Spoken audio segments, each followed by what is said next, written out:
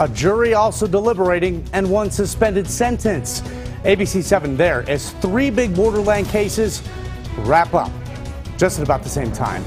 Also a huge weekend coming up. Will it be washed out by the rain? Well, today it doesn't look like it, Nicole, but things are changing. That's why we have that ABC-7 first alert. We are tracking big changes to your weekend forecast. Not only showers and thunderstorms, but cooler temperatures. Details coming up in weather. And late this afternoon, a Fort Bliss soldier turned himself into authorities. This in connection to what put a Las Cruces teenager in the hospital in critical condition. Also, brand new developments in the Children's Hospital bankruptcy trial. Looking ahead, could UMC just let it close down for good? It's all next on ABC 7 at 9. Get ready. You become part of the day's news right now. Live, where news comes first. From the Mesilla Valley and Las Cruces to El Paso and the borderland. This is ABC 7 at 9 on the El Paso Las Cruces CW. Hello, everybody. Thanks so much for joining us tonight on ABC 7 at 9 on the CW. I'm Bob Harp, and storm track weather is your top story tonight. We have you under an ABC 7 first alert for a good reason.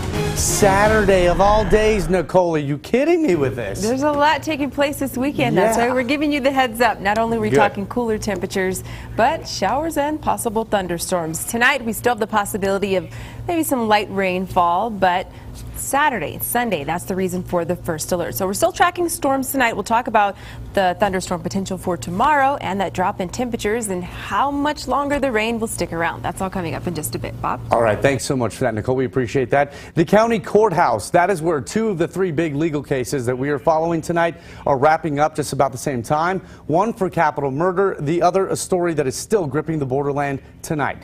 Jurors, they are now deliberating in the Waukesha Ives trial. She is the Riverside High School teacher charged with injury to a child and negligent homicide. She allegedly left her 5-month-old baby in an SUV in May of 2013 while she went to work at Riverside. Baby Janae, though, died from heat exposure. Today, the defense, we heard arguing Ives had no idea the baby was in the car. To hammer that point home, they played the 911 tape from that day, and while it played, Ives was audibly sobbing, rocking back and forth. The defense is calling it a perfect storm, though. Ives was on medication, she was stressed and rushing that morning.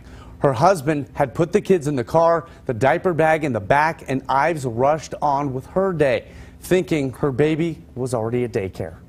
I think even bringing it to this point is cruel, and it's really just pointless. I don't think a mother losing her child, I don't think the threat of jail is going to ease her pain, or even, it's not even justice, because that kind of pain is unimaginable. Well, the prosecution argues that forgetting is not a defense. They say that she is guilty of injury to a child because she recklessly failed to protect her baby. And they also say she's guilty of criminal negligence because she ought to have known the risk of leaving her baby inside the SUV. And in that other courtroom, same courthouse, a drug deal gone wrong. And tonight, a young woman facing 5 years to life in prison. Sonia Batista was found guilty of murder for the death of 22-year-old Jose Castañon, also in May of 2013. Police officers found Castañon's body inside of a home on the 2600 block of Hamilton. They say Batista and her friends, Brianna Garay and Ricardo Macias, they were all trying to buy ecstasy pills from Castañon. Well, testifying in her own defense in this trial, she told the court Castañon attacked her with scissors, so she grabbed a cookie jar and smashed it over his head. Again, found guilty of murder today, waiting her punishment. And from our New Mexico mobile newsroom crew tonight, remember a little Las Cruces boy who was reportedly so neglected the family dog was the real interaction, the only interaction it ever had? Today, his grandmother got off with just 18 months probation. And then she asked the judge for a favor. If it's possible with you, ma'am, I would really and truly would like to go and see my son today. It's his birthday. Well, the son she's referring to, Margaret Edmond, is who we're talking about. You know, she planned to visit her son, the father of the little boy, 18-year-old Manuel Tellez Edmond. He was arrested back in January. You might remember this story for having meth inside of his home. Authorities say that he also abused his girlfriend and their 11-month-old baby, who is now about 1.5 years old, allegedly making them all live in filth. 58-year-old Margaret Edmond pleaded guilty to child abuse charges for knowing but not reporting. Prosecutors say that she was caught on video by hidden cameras that her son had set up inside the house. The video allegedly shows Margaret Edmond slapping, jabbing, and knocking the baby down. The baby even hit his head on the crib. Police saying he was taken out of his crib for only about an hour every day. Police also saying the baby's only companion was the family pit bull, who would lick the baby's face and then would actually get the dog toys and play with the baby. All right, well, is the El Paso Children's Hospital in danger of losing one of its allies? Last night we told you that the hospital filed its restructuring plan. That includes two options here. Find a partner other than University Medical Center to infuse money into Children's, or accept UMC's prior offer to take over. But just this afternoon, we learned UMC may no longer even want to take over Children's. For the first time, UMC is saying it's a real possibility it might let the troubled Children's Hospital close down. This is all because UMC says it's learned Children's may owe the federal government anywhere between $22 and $66 million, depending on potential penalties. Children's reported to the feds that it paid $27 million in rent to UMC when it really did not. And the feds reimbursed Children's for some of that.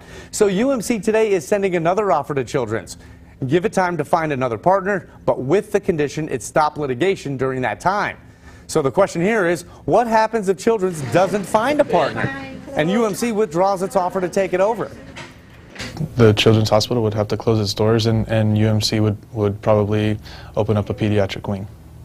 Yeah, so that's a very real possibility. That's a real possibility. I think Children's runs a very serious risk of losing the one and only opportunity they have to keep the hospital going. If we have a third-party strategic partner and infuse new money and pay off the creditors in full. Well, the CEO, Mark Herbers, who you just heard from there, is saying that securing a partner for Children's depends on how much they are able to reduce Children's rent payment to UMC. Children's also wants to pay UMC only $12 million of the $106 million that UMC says Children's owes it. And the option to move out of the building if it finds a partner, UMC says no way, because it's a bad deal for you, the taxpayer. All right, ABC-7 and TxDOT with live traffic coverage for you tonight. We're showing the weather here as well. Traffic is fine, nothing major to report, but the roads, Nicole, are dry. Will they stay that way? I don't know. And will the cool down hit us? That's what you're going to talk about in a minute.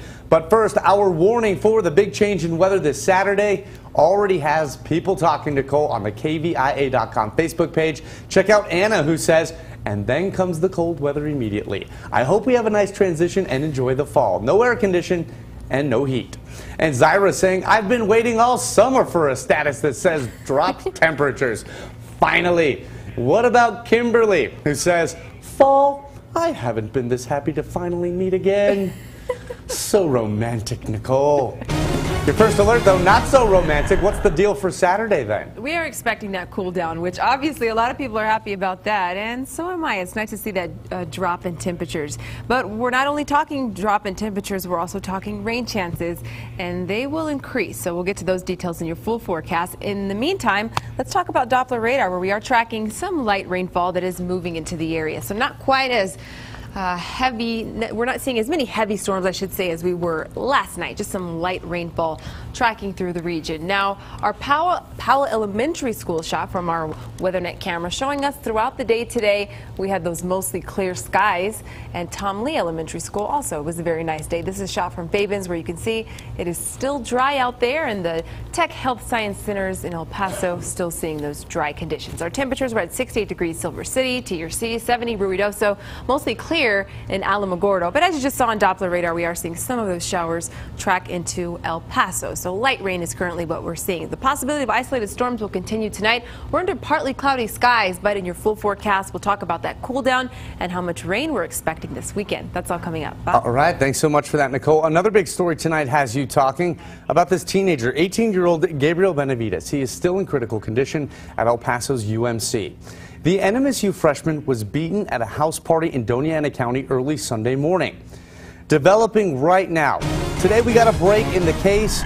This 22-year-old man turned himself into the sheriff's office in Anthony, New Mexico a few hours ago, late this afternoon, or early this afternoon, I should say. Derek Edward Joyce. He's allegedly caught on video doing exactly what he's accused of in front of hundreds of people. One of the guys got him and body slammed him, and when he body slammed him to the floor, Gabriel's on his knees, and this guy kicks him in the head. That's exactly what police are saying Derek Joyce did. Now, according to witnesses, Derek Joyce seemed upset with Gabriel Benavides leading up to that attack. The Oneida County Sheriff's Office saying someone shot video of that whole thing, and investigators are using it to get some evidence. Now, Joyce got into another fight, according to authorities, after leaving that party, this time at an apartment complex. Well, guess what? That too was reportedly caught on camera and is now being reviewed. ABC-7 confirmed Joyce is stationed at Fort Bliss. More arrests are possible, and tonight Benavides is recovering from a severe brain injury and a lot of facial injuries, including a broken jaw. Now, Nichole, since yesterday and the day before even, we've been getting a lot of comments from folks showing their support and disgust with what happened. Let's get to some of those comments. Like Lisa says, cold-blooded wild animal. I hope the victim pulls through. And then Norma says, seriously, he's smiling? Arthur, that's his mugshot. There goes his claim for remorse. And Tricia is saying, what could that child have done to him, to make him go off on him like that? He should be punished. What if that child doesn't get better? Paul's saying this generation has no respect for human life. They spend their time throwing drunken parties and fighting. Give us your thoughts on that story. Also tonight, El Paso health officials confirming 6 cases of salmonella that could be linked to an outbreak in several states. That has you also talking tonight on our Facebook page. All 6 patients, they were hospitalized here in El Paso, but we're told they are okay. Nichole, the health department, though, said it cannot really confirm if a specific food or food establishment in the El Paso cases are associated with a national outbreak involving cucumbers. But regardless, it's some scary stuff tonight. Watch what you eat. Yeah, salad's gonna, hey, that can be my excuse not to eat salads, right? You know, I was looking for an excuse. Let's take a look at what Bernadette had to say. She says, bummer, love cucumber salad. Oh well. And the vet says, cucumbers help me keep my diabetes under control. Sucks. And then Gabby, more reason to be scared. I hate cucumbers myself, but my family loves them. Hey, how about Ray saying a cucumber margarita party last weekend? I'm getting myself checked tomorrow, first thing. You might want to do that, Ray. And Stephanie's saying, you know what isn't giving people salmonella? Bacon. Hashtag bacon reasons. Stephanie, I love you for that because I agree. I love that bacon. All right. Hey, well, he's an 18-year-old pitcher from El Paso, and he might be playing ball up north, but Justin Maes's heart and his money definitely still in the lower valley and with his church. He's paying it forward. What he just did, coming up. And what happened with this cowboy from Louisiana after he went to the bar and found a unique way home? Well, he got in trouble with the law because of it, and it has you talking all kinds of stuff tonight. Find out coming up. And Nichole, that first alert still in effect. It is in effect for this weekend. How much cooler will those temperatures drop? And what about those rain chances? Details in Storm Track Weather. I know you're curious about what that cowboy did. I really am. Well, stay tuned. This is ABC 7 at 9 on the CW. You don't just watch the news here. You are the news. We'll be right back.